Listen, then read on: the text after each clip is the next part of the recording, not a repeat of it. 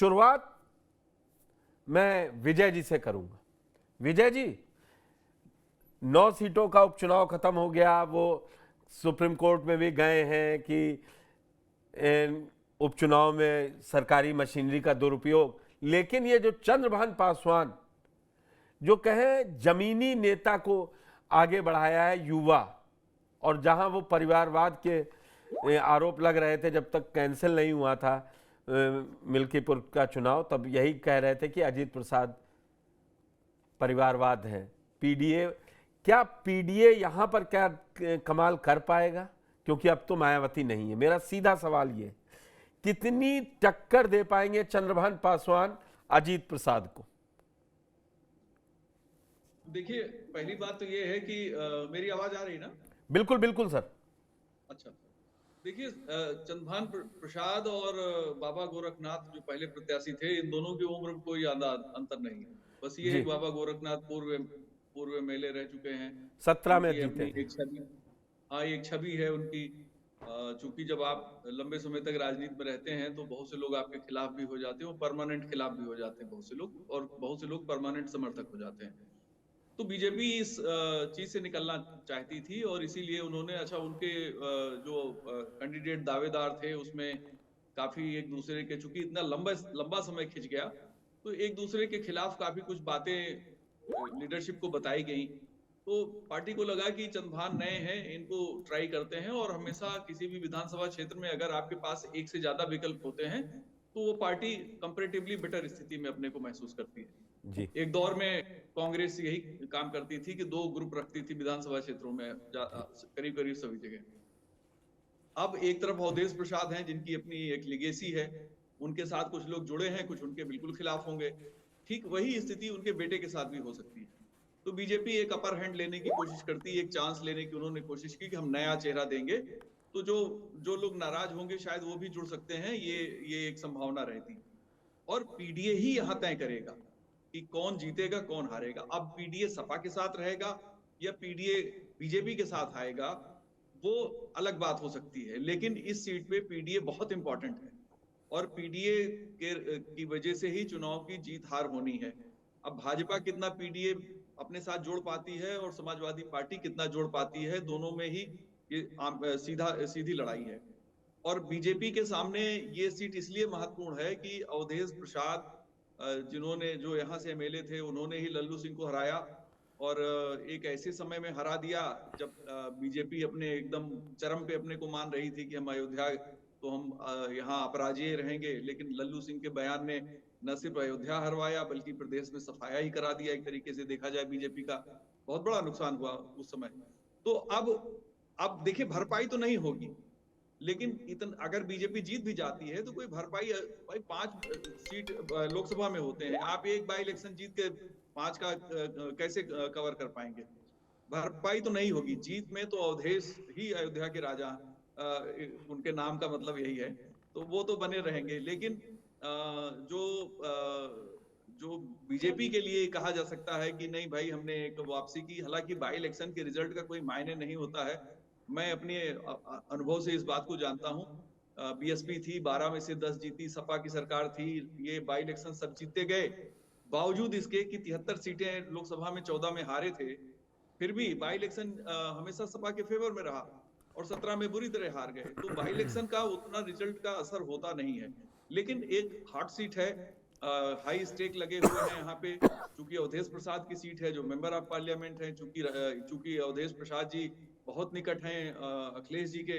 हालांकि जिस तरह दिल्ली में देखिए आम आदमी पार्टी और कांग्रेस में सीधा अब तलवारें चल रही हैं, और ज्यादा दिन दूर नहीं, मैं उत्तर प्रदेश में भी इस स्थिति को देख सकता हूँ। मुझे लगता है कि जितना राहुल गांधी ने अवधेश प्रसाद को पार्लियामेंट में महत्व दिया, फ्रंट पे रखा, हाथ मिलाया, और अखिलेश जी ने भी उन्हें पीठ ठोक के आगे करके रखा हुआ था, तो अब वो दौर जा चुका है। लेकिन बहुत महत्वपूर्ण है समाजवादी पार्टी के लिए। अगर मिल्कीपुर समाजवादी पार्टी जीत जाती है तो एक बहुत बड़ा संदेश जाएगा, और ये जो पिछली 9 में से 7 सीटें हारे और उसके हार के कारण सपा के अपने तर्क हैं, वो सारा रिकवर मुझे लगता है हो जाएगा। मैं एक छोटी सी बात आपका और ले लूं, फिर मैं रमेश जी के पास जाऊंगा। आप मायावती का एकदम से वापस पैर खींचना किसके लिए बेनिफिटेड मान रहे हैं? लड़ाई सीधी सीधी हो गई अब तो, ये तो तय है। देखिए, लेकिन हाँ, मैं थोड़ा समझ तो, रहा हूं। क्योंकि 7 सीटें जो जीती हैं उसमें मीरापुर, कई सीटों पर बीएसपी ने खेल बिगाड़ा है। साथ में उपचुनाव देखिए में ही पुष्कर हम जी, कह रहे जब हैं। भी मैं समझ गया जी, जो पुष्कर जी जब भी कोई 3-4 पार्टियां लड़ती हैं तो खेल बिगाड़ने का समीकरण हम लोग जोड़ ही लेते हैं। जी कहीं 5,000 से हार हुई और किसी निर्दलीय को 8,000 वोट मिल गए तो कहा जाता है ये न खड़ा हुए होते तो फला जीत जाते। तो ये तो चलता रहता है, लेकिन ठीक। बीएसपी के न लड़ने का जो फायदा घोसी में सपा को हुआ था, कहीं मिल्कीपुर में ना हो जाए। और दूसरी बात, बीएसपी के न लड़ने, बीएसपी ने जब आकाश आनंद को विड्रा किया सीतापुर में उनकी रैली के बाद लोकसभा चुनाव में, उसके बाद से एक मैसेज गया कि बीजेपी के कहने पर मायावती ने अपने भतीजे को रोक दिया, बहुत हमलावर था, और उस दिन इत्तेफाक से बीजेपी पे ज्यादा हमलावर थे भी। तो उसके बाद दलित वोट शिफ्ट हो गया इंडिया अलायंस में। तो मैं ऐसा समझता हूं कि बसपा के न लड़ने का फायदा 60% सपा को और 40% बीजेपी को होगा। 60% सपा को और बीजेपी को। रमेश जी, क्या बीजेपी मिल्कीपुर जीत के, जो विजय जी ने तो सीधी लाइन खींच दी, बोले उपचुनाव के नतीजे मैंने देखे हुए हैं, इससे फर्क नहीं पड़ेगा, और अब अयोध्या के राजा जिसको राहुल गांधी कहते रहे पार्लियामेंट के अंदर 24 में चुनाव जीतने के बाद, क्या ये मरहम के रूप में काम करेगा? और जो मैं आपसे एक अलग लाइन पूछ रहा हूं, जो इस समय समाजवादी पार्टी कुंभ पे सबसे ज्यादा अटैक कर रही है, क्या ये कुंभ वर्सेस पीडीए दे महाकुंभ की सफलता जो दिखा, बीजेपी लगातार बोल रही है, आज भी सीएम ने ट्वीट किया कि 3.5 करोड़ लोग एक दिन में स्नान किए, तो वो कुछ महाकुंभ का जो एक इस समय माहौल बना है उसका फायदा मिलेगा, या पीडीए अंदर समाजवादी पार्टी के साथ खड़ा रहेगा? देखिए पुष्कर जी, महाकुंभ की आपने बात करी, अगर वहां से स्टार्ट करें तो आज लगभग 20-25 लोगों की ठंड से अव्यवस्थाओं को लेके उनकी मौत भी हुई है। हालांकि ये चीजें बाहर नहीं निकल रही है, ज्यादा मीडिया में नहीं आ रही हैं। चर्चा का विषय ये नहीं है, चर्चा मिल्कीपुर है। और मुझे लग रहा है नहीं, जब 20-25 मौतें हुई हैं। पुष्कर जी ये जरा क्लियर करा दीजिए, 20-25 मैं मौतें नहीं, हुई हैं उन्होंने मीडिया। अब रमेश जी ने उसको वापस उस अंदाज में लिया, बोले अंदरूनी खबर है, बाहर नहीं आ रही। अब नहीं, इसको ये तो मैं और कहां से खतरनाक बात है कि खबरें दबा दी हम लोगों ने।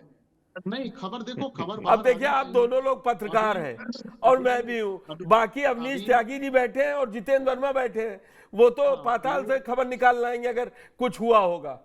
और नहीं नहीं, खबर विजय जी के लिए भी होनी चाहिए कि एक नेता भी है, ठीक ठाक नेता हैं, शायद एनसीपी नहीं, वो नेता का तो कोटे के पता हैं। है कि वो उनकी भी अभी हाँ, हार्ट अटैक से मौत हुई है, सर्दी को लेके। खैर चलिए, इन बातों एक पे नहीं आदमी आते, की, मिल्कीपुर पे हाँ आते हैं। हाँ, चलिए चलिए। ओनली वन, ओनली देखिए वन। देखिए, हाँ, एक मिल्कीपुर मिनट, में हाँ, जो एक मिल्कीपुर मिनट, में रमेश जी, मिल्कीपुर जरा विजय जी नहीं, की ये बात ले सोचिए, लीजिए। अगर ये आपकी क्लिपिंग कट के वायरल हुई, इसका इम्पैक्ट क्या होगा?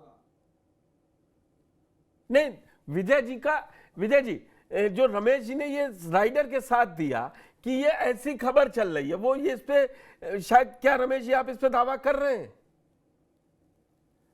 क्या, मैं समझा नहीं, क्या कहा विजय जी ने? विजय जी ने एक बढ़िया बात कही, क्योंकि सोशल मीडिया पे हम लोग हैं, अगर यही क्लिप कट के वायरल हो गई कि रमेश जी ने ये दावा कर दिया, एक पत्रकार ने एक बड़े चैनल पे दावा कर दिया कि 140 लोगों की पहले शाही स्नान के दिन मौत हुई है, तो ये गलत इंपैक्ट जाएगा। इसको वो कह रहे हैं कि आप वापस ले लीजिए तो ज्यादा अच्छा रहेगा, मुझे ये समझ में आया। नहीं, हमें साबित करना आता है। हम लोग उस कैटेगरी के पत्रकार नहीं है जो तंबू में दब के काम करते हैं। हम सारी चीजों को सामने भी ला देंगे। चलिए छोड़िए फिर विजय जी, कोई मैं उस मुद्दे पे नहीं आना चाहता हूं। और ठीक। देखिए, मिल्कीपुर में जिस तरीके से अभी विजय जी ने ये कहा कि 60% सपा की तरफ फायदा हो सकता है अगर बीएसपी नहीं लड़ सकती है, 40% बताया शायद बीजेपी के लिए। मुझे लग जी रहा है ये आंकड़ा थोड़ा उल्टा कर देना चाहिए। अगर बीएसपी जहां जिस भी वायु इलेक्शन में नहीं आती है, वो सीधा सीधा फायदा भारतीय जनता पार्टी को होता है। और ये भी कहा जाता है जो बाई इलेक्शन जो होता है वो सत्ता पक्ष का होता है, हुकूमत का होता है, जो मौजूदा हुकूमत होती है उनकी तरफ पलड़ा भारी होता है। लेकिन यहाँ पे दाद देनी पड़ेगी भारतीय जनता पार्टी के थिंक टैंकर को और उनके रणनीतिकारों को कि उन्होंने बहुत सूझबूझ के ऐसा कैंडिडेट, ऐसा चेहरा वो लेके आए जो ये जो मुकाबला है बड़ा दिलचस्प हो गया है। पहले ये लग रहा था कि भाई लोकसभा में जो जीत के गया है और उसी के इर्द गिर्द चुनाव रहेगा, क्योंकि आंकड़े जो हैं चाहे पासी समुदाय हो जाए या एम्बाई फैक्टर का है, दोनों का अगर आप जोड़ को देखो तो आंकड़े तस्दीक नहीं करते हैं कि भारतीय जनता पार्टी की तरफ ये आंकड़ा थोड़ा भी बहुत मूव करेगा या झुकाव करेगा। ये आंकड़ा सीधे सीधे समाजवादी पार्टी की तरफ झुकता हुआ दिखाई देता है। लेकिन नहीं अब रमेश जो जी, स्थिति है भाई कुंदरकी जीतने के बाद कहिए कुछ भी, ये भी उपचुनाव है। कुंदरकी जीतने के बाद आप ये क्यों कह रहे हैं जो 10% 36,000 के आसपास, 30 से 35,000 के आसपास मुस्लिम वोट है वो सीधा सीधा समाजवादी पार्टी के पास जाएगा? क्या पता कुंदरकी रिपीट कर दें यहां? मैं तो अवनीश जी के लिए सवाल ही यही रख के बैठा था, आपने इसमें कह दिया कि बीजेपी को देखिए राजनीति में घटनाएं बहुत ऐसी होती हैं। एक घटना होती है हाईवे पे हो जाती है जो सबको पता चल जाते हैं, और कुछ राजनीति में ऐसी दुर्घटनाएं होती हैं जो पता नहीं चल पाती है, और पता चल भी जाती हैं तो आज की डेट में लोगों की हिम्मत नहीं है वो सामने लाके रख दे और सब चीजें रख दें, क्योंकि चीजें इस तरह की चीजें बन चुकी हैं। खैर, विवादित चीजों पे हम नहीं जाना चाहते हैं। जो स्थिति जो बन चुकी है चुनावों की, और चुनाव जिस तरीके से लड़े जा रहे हैं, और हम उस पे ही बात करेंगे। जी हम जी आंकड़ों पे बात कर रहे हैं, मैं आंकड़ों पे आ रहा था। देखो, दो ठीक। मैंने बताया कि एम्बाई फैक्टर और दलित समाज जितना भी वोटर है वो 1,20,000 है। वो कहाँ जा रहा है वो आपको सबको पता चलता। अब बात आ जाती कुंदरकी को यहाँ पे थोड़ा सा जोड़ सकते हो, क्योंकि जिस तरीके से भारतीय जनता पार्टी ने अच्छा परफॉर्मेंस करा है पिछले बाई इलेक्शन में, तो उसका booster dose Bharatiya Janata party के पाले में है, इसमें कोई दो राय नहीं है। और फिर आप देखो 3 हफ्ते से वहां 5-7 ऐसे शीर्ष नेता, चाहे जेपीएस राठौर हो जाए, उनके और भी साथ के जो नेता है वहां पे उन्होंने डेरा डाला हुआ है। क्यों डेरा डाला हुआ है?